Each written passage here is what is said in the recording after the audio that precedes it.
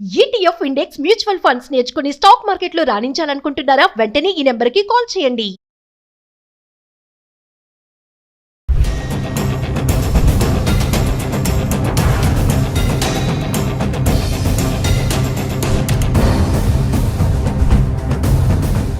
Hello viewers, welcome back to our channel.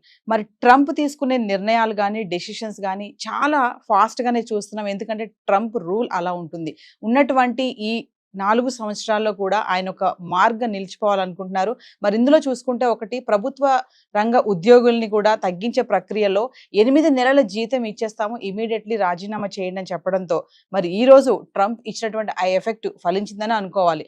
40,000 మంది ఉద్యోగులు ఉన్న పలంగా రాజీనామా చేసేశారు. మరి దీనిపైన మాట్లాడడానికి మనతో పాటు ఉన్నారు centre for human security studies founder and executive director Kanneganti Ramesh Babu గారు. సార్తో మాట్లాడదాం. నమస్తే సార్. నమస్తే నవీన గారు. సార్, మా 6th ఫిబ్రవరి డెడ్ లైన్ పెట్టారు. 8 నెలల జీతం ఇచ్చేస్తాము, ఇమీడియట్లీ రాజీనామా చేసేస్తా అని చెప్పారు. మరి ఈరోజు ట్రంప్ ఎఫెక్ట్ ఫలించిందని అనుకోవచ్చు అంటారా? 40,000 మంది ఉద్యోగులు రాజీనామా చేశారు సడన్ గా. దీన్ని ఎలా చూడొచ్చు అంటారు? డొనాల్డ్ ట్రంప్ అమెరికా అధ్యక్షుడిగా 47th అమెరికన్ ప్రెసిడెంట్ గా ఆయన ప్రమాణ స్వీకారం చేసిన తర్వాత ఒక 100 ఎగ్జిక్యూటివ్ ఆర్డర్స్, ప్రెసిడెన్షియల్ ఆర్డర్స్ మీద ఆయన సైన్ పెట్టారు. అందులో ఒకటి ఏంటంటే, ఎవరైతే ప్రభుత్వంలో ఉద్యోగులు ఉన్నారో వాళ్ళు ఒక 8 నెలల్లో మీకు సంబంధించి డబ్బులు కూడా ఇస్తాము, మీరు మీ ఉద్యోగాలు వదులుకుంటే, అంటే he has identified certain jobs which are non-performing or which are becoming overburdened on the US economy. America యొక్క ఆర్థిక మూలాలకి ఈ ఇంతమంది ఉద్యోగులు ఉండటం మూలాన ఇబ్బంది కలుగుతుంది. అవుట్పుట్ ఏమో తక్కువగా ఉంటుంది, ఖర్చు ఏమో ఎక్కువ అవుతుంది. ఆ ఖర్చు ఆదాయాన్ని బ్యాలెన్స్ చేయటం కోసం అమెరికా ప్రభుత్వంలో పనిచేస్తున్న కొంతమంది ఉద్యోగుల్ని, కొన్ని పోస్టుల్ని గుర్తించి వాళ్ళని మీరు తప్పుకోండి, వాలంటీర్గా స్వచ్ఛందంగా తప్పుకోండి, లేదా నేనే తొలగిస్తాను మిమ్మల్ని. స్వచ్ఛందంగా తప్పుకుంటే నేనేం చేస్తాను, ఒక 8 నెలలు శాలరీ మీకు ముందలుగానే ఇచ్చేసేస్తాను. దాంతోపాటుగా ఇంకేదైనా అవకాశాలు ఉంటే కూడా తర్వాత ఫ్యూచర్లో మేము కన్సిడర్ చేస్తాము. So try to respect what we have, what we wanted to do. Reduction of government employees in the governance framework, so that we don't need to spend much on the salaries part. ఆ విధంగా అమెరికాకి మేలు జరుగుద్ది అనేది ఒకటి. రెండోది, మరి ఎంతమంది విల్లింగ్ గా ఉంటారో ఉండరో అనుకొని చాలా ఆసక్తి ఉంది. ఏమైనా గొడవ చేస్తారా ఉద్యోగస్తులు మన భారతదేశంలో, లేకపోతే మన ఆంధ్ర తెలంగాణలో, మిమ్మల్ని ఉద్యోగాల నుంచి మేము తీసేయమంటున్నాము, పక్క తప్పుకోమంటున్నాం అనగానే మన వాళ్ళు రోడ్డు ఎక్కుతారు. రోడ్డు ఎక్కి చాలా ప్రొటెస్ట్ చేస్తారు. చాలా ఉద్యోగాల సంఘాలు అందరూ ఒక జాయింట్ యాక్షన్ కమిటీ ఏర్పాటు చేయటం. మరి అమెరికాలో ఇది ఎందుకు జరగట్లేదు అన్నప్పుడు, అమెరికాలో అంటే వాళ్ళు ఇచ్చే బెనిఫిట్స్, కాంపెన్సేటరీ బెనిఫిట్స్ ఒకేసారి లంసమ్ 8 months కలిపి ఒకేసారి ఇస్తాను, ప్లస్ వాలంటరీగా తప్పుకుంటే మిమ్మల్ని పాజిటివ్గా కన్సిడర్ చేస్తాం అనేది వాళ్ళకి సింకిన్ అయినట్టుంది. అమెరికన్ ప్రెసిడెంట్ చెప్పింది వాళ్ళకి నచ్చే విధంగా చెప్పుండొచ్చు, లేదా గత్యంతరం లేక చేస్తూ ఉండొచ్చు. ఏదైనప్పటికీ తప్పుకోవడం మంచిదిలే అని అందరు తప్పుకోలేదు, కొంతమంది ఒక 40,000 మంది వరకు తప్పుకున్నారు. ఇంకా రానున్న రోజుల్లో, today is 7th February 2025, another 100 days లో ఎలా సీన్ మారబోతుంది, విల్ వెయిట్ అండ్ సీ.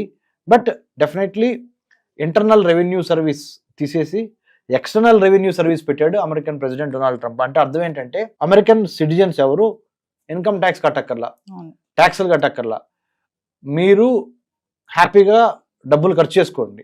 మీరు డబ్బులు ఖర్చు చేస్తే అది ఎకానమీ రొటేషన్ అవుద్ది, బయ్యింగ్ అండ్ సెల్లింగ్ పెరుగుద్ది. పెరగటం మూలన మా ఆర్థిక వ్యవస్థ మళ్ళీ ట్రాక్ ఎక్కుతుంది. మరి డబ్బులు ఎక్కడి నుంచి తీసుకొస్తారు ప్రెసిడెంట్ ట్రంప్ గారు అని మీరు అడుగుతారేమో అని చెప్పి ఆయన ఏమన్నాడు, ఈ ఎక్స్టర్నల్ రెవెన్యూ సర్వీస్ ERS అనేది క్రియేట్ చేస్తాను. వేరే దేశాలు, ఏ దేశాలు అయితే అమెరికాతో వర్తక వాణిజ్య వ్యాపారాలు చేస్తా, అమెరికాకి వాళ్ళ వస్తువుల్ని వాళ్ళ వైపు నుంచి మనకి పంపిస్తారు, ఎక్స్పోర్ట్ చేస్తారు, మనం దిగుమతి చేసుకుంటాం. ఆ దిగుమతి చేసుకున్నప్పుడు వాళ్ళ వస్తువులు మనం కొంటున్నాం కదా, వాళ్ళు మనతో వ్యాపారం చేసినందుకు, వాళ్ళు మనకు అమ్మినందుకు టారిఫ్స్ అంటే ట్యాక్స్లు ఎక్కువ వేస్తాం. ఆ ట్యాక్స్లు ఎక్కువ వేసినందుకు వాళ్ళకి చచ్చినట్టు కట్టాలి. ఆ వచ్చిన డబ్బులతో నేను మీ జీవన ప్రమాణాలు మెరుగుపరుస్తా, అమెరికా పౌరులు అయ్యి మీ దగ్గర నుంచి ట్యాక్స్ తీసుకోను. ఇప్పుడు వరకు ఏమైంది అంటే, ఈయన ఉద్దేశం ఇప్పుడు వరకు అమెరికా ట్యాక్స్ పేయర్స్ మనీతో వేరే దేశాలకి వెల్ఫేర్ చేశాము, ఇప్పుడు వేరే దేశాల మనీతో మన వాళ్ళు బాగుపడాలి. ఇప్పుడు వరకు జో బైడెన్ కానీ, అంత మొదలున్న బరాక్ ఒబామా కానీ, అంతకు ముందులో బిల్ క్లింటన్ కానీ, అంత ముందులో మిగతా ఏ ప్రెసిడెంట్ అయినా జిమ్మీ కార్టర్ కానీ, అంటే ఇదంతా డెమోక్రటిక్ ప్రెసిడెంట్ నేను చెప్పింది. రిపబ్లికన్ ప్రెసిడెంట్స్ ఎవరు? Senior, Bush junior, Donald Trump. So వీళ్ళందరూ రిపబ్లికన్ పార్టీ ప్రెసిడెంట్స్. సో వాళ్ళు ఇప్పుడు ప్రెసిడెంట్ గా ఉన్నారు కదా. Donald Trump is Republican. Republican గుర్తేంటి? ఎలిఫెంట్. అంటే big business houses, orthodox, conservative, Anglo Saxon, Christian, Jewish of high level. These are all అమెరికాలో ఉన్న Republican party base, social base ఇది. డెమోక్రాట్స్ అంటే ఎవరు? డాంకీ గుర్తు, వాళ్ళ పార్టీ గుర్తు డాంకీ, గాడిద.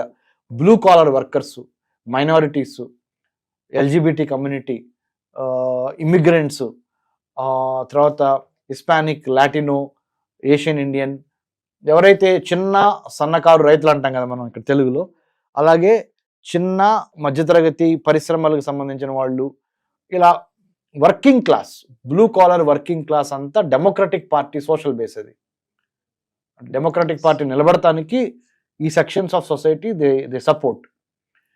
రిపబ్లికన్ పార్టీ నిలబడటానికి ధనవంతులు, big business houses, big corporates like Elon Musk లాంటి వాళ్ళు, వీళ్ళందరూ రిపబ్లికన్స్ కొన్నారు. సో ఇది అమెరికా యొక్క ముఖ చిత్రం. అంటే సార్ ట్రంప్ ఏ చేయాలనుకుంటున్నారో అది స్ట్రైట్ ఫార్వర్డ్ గా వెళ్ళిపోతున్నారని అనుకోవచ్చు అంటారా? ఎక్కడ ఆగకుండా సోఫార్ ఏదైతే ఎలక్షన్స్ లో ప్రామిస్ చేశాడో అది చేయటంలో ఎటువంటి తాత్సర్యము అంటాం తెలుగులో, అంటే ఎటువంటి టైం వేస్ట్ చేయట్లా.